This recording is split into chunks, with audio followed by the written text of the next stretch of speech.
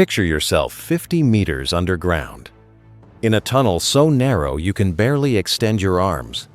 The ceiling grazes your head at your feet. Cold water reaching your knees.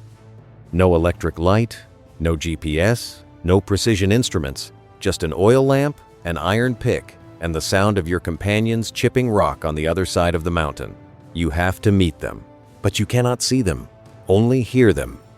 And if you calculate the angle wrong, if you deviate even a few meters, the two teams will be lost in the rock.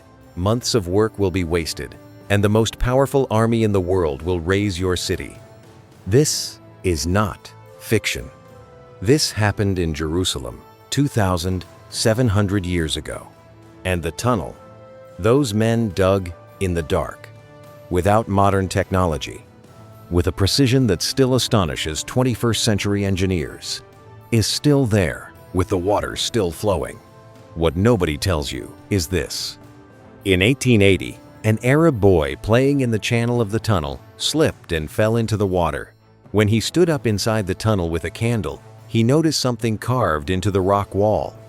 An inscription in ancient Hebrew that no one in modern times had ever seen before. In a few minutes, you'll understand why those 6 lines of text are one of the most extraordinary documents in the ancient world. If you're new here, subscribe. The button is right below the video. To understand why the tunnel was necessary, we need to understand the geography of Jerusalem. The city was built on an elongated hill called the City of David, surrounded by 2 valleys. The Valley of Hinnom to the west and south, and the Kidron Valley to the east. Those natural valleys made the city extraordinarily defensible, but there was a critical problem. The only freshwater spring in the entire city was the Gihon Spring, in Hebrew, Gihon, which emerged on the eastern slope of the hill outside the city walls. In peacetime, that was no inconvenience. But in times of siege, any enemy army that cut off access to that spring would condemn the city to surrender within weeks. This vulnerability was not new. Archaeological records show that the Jebusites, the inhabitants of Jerusalem before David conquered it, had already tried to solve this problem by digging a vertical shaft down to the Gihon Spring.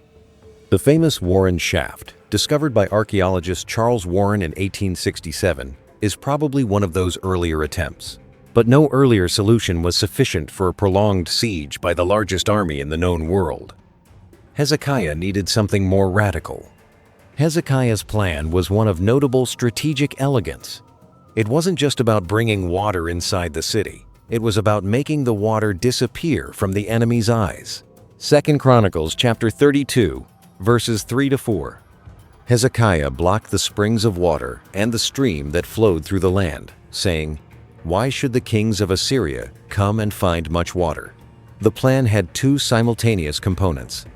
First, excavate a tunnel of 533 meters through the limestone rock of the Ophel Hill to carry water from the Gihon Spring into the walled city to a pool called Siloam. Second, block or seal all springs and streams visible outside the walls so the Assyrian army could find no water. The Gihon Spring would disappear from the enemy's sight. The water would keep flowing. But now, secretly, beneath the rock, inside the city. It was an act of engineering and military strategy simultaneously. With what tools was Hezekiah's tunnel excavated? This question has a relatively precise answer thanks to the archaeology of the period. The main tools were iron picks, or more probably in this era, bronze with iron tips and chisels.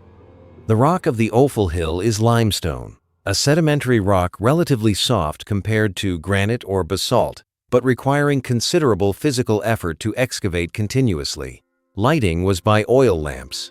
The air in a tunnel, that narrow and long, must have been suffocating. Workers excavated in shifts, in conditions of heat, dust, and near total darkness. The most extraordinary aspect of the construction is that the tunnel was excavated simultaneously from both ends. One team started from the Gihon Spring at the northern end. Another team started from the Siloam Pool at the southern end inside the city. The 2 teams had to advance toward each other and meet somewhere inside the rock. This sounds simple, but it is not. Above the 2 teams was up to 50 meters of rock. They could not see each other, could not signal with lights.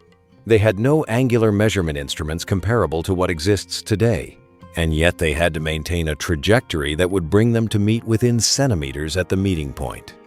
The moment the two teams met inside the rock is one of the most extraordinary moments imaginable in the history of ancient engineering. Two groups of men who had been working in darkness for months, guided only by sound, who suddenly saw the lamplight of the opposing team appearing through the rock they were chipping. The height difference between the two ends of the tunnel is approximately 30 centimeters. The northern end at Gihon is about 30 centimeters higher than the southern end at Siloam. That difference is small enough for water to flow by gravity from one end to the other, but precise enough to demonstrate that the builders understood they needed a constant slope. The horizontal deviation at the meeting point, that is, the lateral error between the two teams when they met, was approximately 30 centimeters. In a 533-meter tunnel excavated without modern instruments, that is an accuracy of 0.056%. In 1880, when that Arab boy stood up inside the tunnel with his candle, he noticed an inscription carved into the rock wall about 6 meters from the southern entrance. The discovery was reported to archaeologist Archibald Sayce, who immediately recognized its importance. The inscription was in Paleo-Hebrew script of the First Temple period, the same writing used in official documents of Judah before the Babylonian exile. Its antiquity was beyond question. The inscription occupied 6 lines of text. Unfortunately, the upper portion, where the name of King Hezekiah or some other explicit identification of the project likely appeared, had been cut away, either in antiquity or at some later point. Only the 6 lower lines survive. But what those 6 lines say is extraordinary. The most accepted translation of the Hebrew text reads approximately this: the breakthrough. And this was the account of the breakthrough. While the stonecutters were still lifting the pick, each man toward his companion, and while there were still 3 cubits to break through, there was heard the voice of a man calling to his companion, because there was a crack in the rock to the right. And on the day of the breakthrough, the stonecutter struck each man toward his companion, pick against pick. And the water flowed from the spring to the pool, a distance of 1,200 cubits, and the height of the rock above the heads of the stonecutters was 100 cubits. Let's examine these figures. 1,200 cubits. With the standard Hebrew cubit of approximately 44.5 centimeters, that gives a length of 534 meters. The tunnel actually measures 533 meters. The correspondence is nearly perfect. The inscription is authentic and contemporary with the construction. Beyond its value as archaeological and historical evidence, the Siloam inscription is a human document of extraordinary intimacy. It is written not as royal propaganda, not as a religious dedication, but as the narration of workers about their own work. The phrase there was, "heard the voice of a man calling to his companion," is electrifying. We are reading 2,700 years later, the memory of that moment. 2 men in the darkness, beneath dozens of meters of rock, who suddenly hear each other's voice through the stone. The pick strikes become more urgent, the crack widens, and at some moment, one man's lamp illuminates the other's face. The authors of the inscription are not kings or priests. They are the workers themselves, or someone who spoke on their behalf, and they chose to remember not the name of the monarch who ordered the project, but the moment 2 teams of anonymous men met in the heart of the rock. In 701 BC, Sennacherib mobilized what his own chronicles describe as the most powerful army in the known world. His annals, preserved in the famous Sennacherib prism, a clay hexagon about 38 centimeters tall, currently at the Oriental Institute in Chicago, describe the campaign in detail that coincides in many points with the biblical accounts. Besides the water tunnel, biblical sources and archaeology reveal other military preparations. First, expansion of the city walls. Hezekiah extended Jerusalem's walls to include the western neighborhood of the city.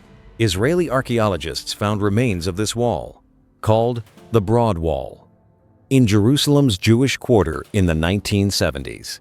It is 8 meters thick. Second, storage of provisions. Third, and most relevant to our story, securing the water. With the tunnel completed and the Gihon spring blocked from the exterior, Jerusalem had water to withstand an indefinite siege. Sennacherib arrived and camped around Jerusalem. According to the biblical account in Isaiah chapter 36, he sent his chief official, the Rabshakeh, to the city walls to intimidate the defenders out loud in Hebrew, so that the population would hear and panic. The outcome of Sennacherib's siege of Jerusalem is one of the most debated episodes in the history of the ancient Near East. Because the Assyrian army, which had never failed before any city it had besieged with determination, did not take Jerusalem. The biblical account says the angel of the Lord struck 185,000 men in the Assyrian camp in a single night. The Greek historian Herodotus, writing centuries later, describes a different version of the same event: a plague of mice that gnawed the bows and shields of the Assyrian soldiers, leaving them defenseless. The Sennacherib Prism, the official Assyrian document of the campaign, notably does not describe the taking of Jerusalem. It says he shut up Hezekiah like a bird in a cage, that Hezekiah paid him an enormous tribute, which effectively confirms negotiations occurred, but at no point claims to have conquered the city. Jerusalem survived. The tunnel had worked. The question that generates the most fascination among modern engineers and historians is simple. How did they know which direction to dig? How did they maintain the correct trajectory in total darkness, under the rock, without angular measurement instruments? Several theories have been proposed. The first and most popular is the ventilation shaft theory.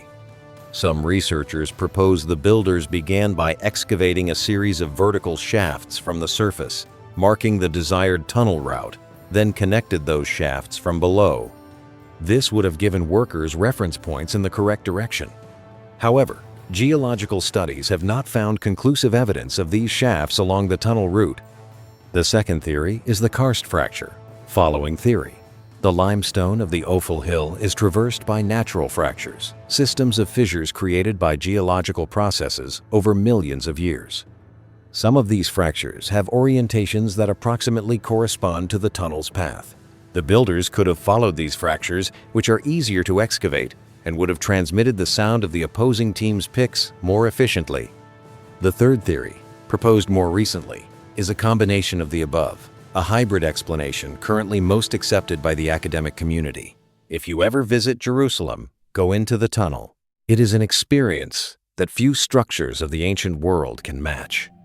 The immediate physical sensation of being where men stood who lived 27 centuries ago in the heart of the same rock they carved. If this video helped you see the Bible and ancient history with more concrete eyes, the smell of underground water, and the sound of the pick on rock, share it with someone who will appreciate it. See you in the next one.